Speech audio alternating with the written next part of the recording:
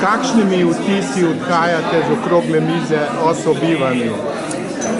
Malo sem razočarana, zaradi tega, ker se eno uro nismo pogovarjali o sobivanju, kar je bila tema današnjega dne, ampak o vseh drugih možnostih bivanja, pomoči starejšim in tako naprej, predvsem o varovanih stanovanjih, ki pa sploh niso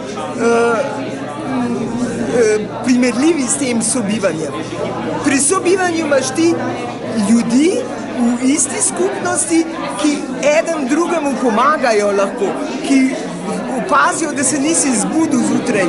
Pri varovanih stanovanjih pa tega nisi, pa še zmerom za lastnimi vrati zaprt, tako kot si doma. In kaj ste v tistih 5 minutah, kot ste rekli, slišali dobrega o tem? Jaz sem že dolgo sodelovala, vsa 3 leta z Drugatorjem.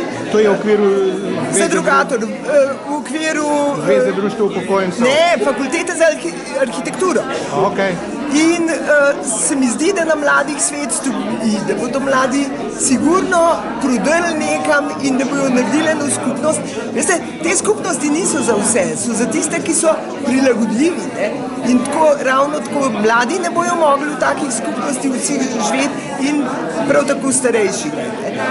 Kdor je pa navajen, da lahko z različnimi ljudmi biva. Zdaj prihaja generacija, ki so študirali, so v študentskih naseljih skupaj živeli, so si najemali stanovanja, kjer 3-4 skupaj stanujejo.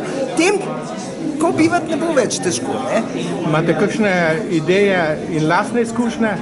Ne, mislim, jaz imam izkušenj, jaz že celo življenje potujem po svetu, meni je vseeno, kakšna je soba, kjer prespim, kdo je zraven, še dobro, da je več ljudi, da imaš vedno družbo. Zaradi tega meni to ni problem. Ampak veliko ljudi pa je takih in tisti pač ne bodo šli, tisti bojo šli v dom. Tisti, ki pa smo prilagodljivi za take stvari, torej pomeni, da je ta okrogla miza dala premalo izhodišč o oblikah sobivanja. Tako, tako. In premalo upanja, da se bo nekje med temi bloki našlo eno veliko stanovanje, kjer bo sobivanje možno. Hvala lepa. Prosim. Vaše cenjeno ime in priimek? Marta Sattler. Upokojenka? Upokojenka Škofje Loke.